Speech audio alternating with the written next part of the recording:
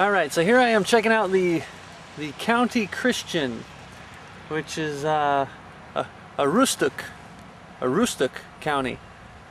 I think I said that right. And it's got a story here on the front page that's talking about the Family Research Council is urging Maine citizens to exercise the people's veto because they want to defeat a counterfeit marriage bill that was signed by Governor John Baldacci. I think that's how you say that, Baldacci. It's fun to say. And he's passing a bill that makes same-sex marriage legal. Well, I have something to say about this, and Christians and non-Christians, neither one of you are probably going to like this, but for the Christians out there, yeah, see, we are ambassadors of Christ. We're ambassadors from the kingdom of God, living here inside the boundary of this kingdom to represent our kingdom. Not to change this kingdom, at least not to change in the aspect of forcing them to do things. Because let's remember Jesus' example. He didn't vote. He didn't rally political support. He didn't picket. He didn't protest. He was simply about his Father's business. That's what Christ is all about, and we as his followers, that's what we should be about. And so remember, we are in this world, but we are not of it. And for those of you who don't seem to remember or don't seem to realize, America is also of this world. So for those of you who are possibly fooling yourself into thinking that maybe America is the equivalent of biblical correctness, you're in for a rude awakening, because it's not.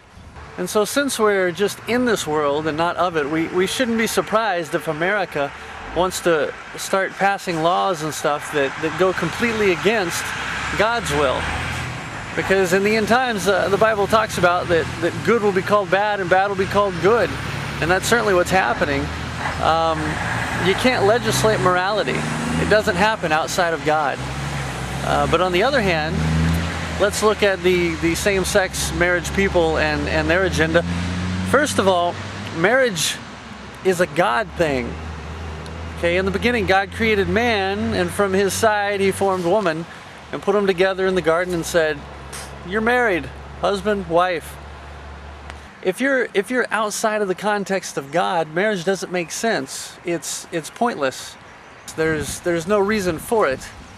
And so if you are anti-God, anti-Bible, which means if you're not a Christian or a Jew, then there's really no reason for you to ever get married in the first place. So if you are against the things of God, well then why do you want to try to cling to one of his covenants? The only thing I can think of is that people here in America, they want to get legally married by the state or by the government or whatever, so that they can get government handouts, which is kind of sad when you think about it. So you're compromising your principles as an anti-Christian to participate in a Christian covenant just so that you can get benefits from the government? That's kind of silly. They should change the name of it. Instead of marriage, they should just call it current sex partner, because essentially that's pretty much what it is. And so if you want to go against the things of God with your lifestyle, that's fine. That's your free will and that's your choice.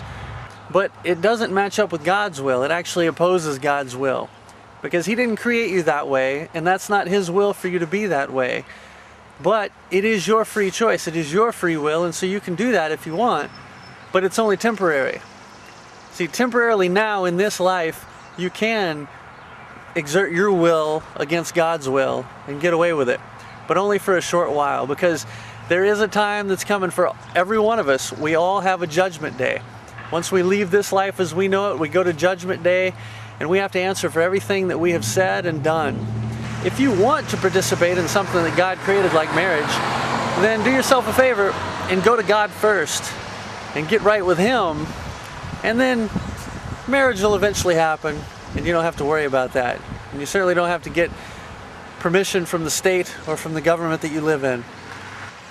So until next time, I'm Daniel, and this is Coast to Coast for Christ in Smyrna, Maine.